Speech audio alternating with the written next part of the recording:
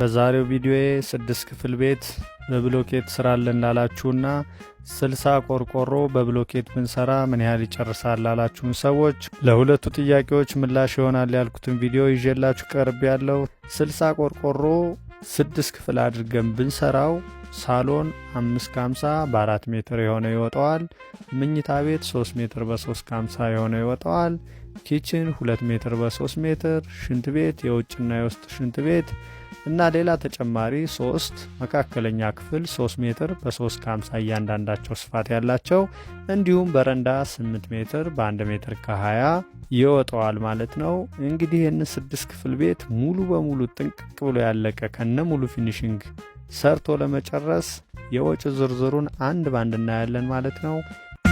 60 ቆርቆሮ ቤት ለመስራት እንግዲህ ከ100 ካሬ ሜትር ያላነሰ ቦታ ያስፈልጋችኋል ማለት ነው። 100 ካሬ ካርታ ያላችሁ ሰዎች 60 ቆርቆሮ ብትሰሩ ቤቱ እንግዲህ 85 ካሬ ላይ ማሳረፍ ትችላላችሁ። ለግቢ የሚሆን 15 ካሬ አካባቢ መያዝ ይቻላል ማለት ነው። ቤት መስራት ለጀመራችሁና ወደፊት ደግሞ ለመስራት ያሰባችሁ ተመልካቾቻችን እንግዲህ 60 ቆርቆሮ ቤት በብሎኬት ፊኒሽንግን ጨምሮ ለመስራት የሥራ ዝርዝሩና የሚያስፈልገንን የብር መጠን ከተመለከትን በኋላ መጨረሻ ላይ ቤታችንን ሰርተን ለመጨረስ የሚወስደውን ጠቅላላ ገንዘብ እነግራችኋለሁ ማለት ነው።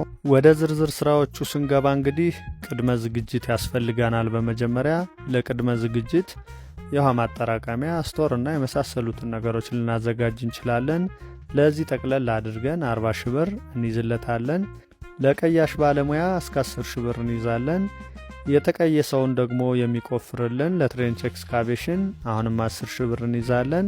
የሴፕቲክ ታንክ ቁፋሮ ብቻ 15 ሺህ ብር እንይዛለን። ብሎኬት ለውስጥ ግድግዳ ባለ 15 እና ለውጭ ደግሞ ባለ 20 መጠቀም እንችላለን ማለት ነው።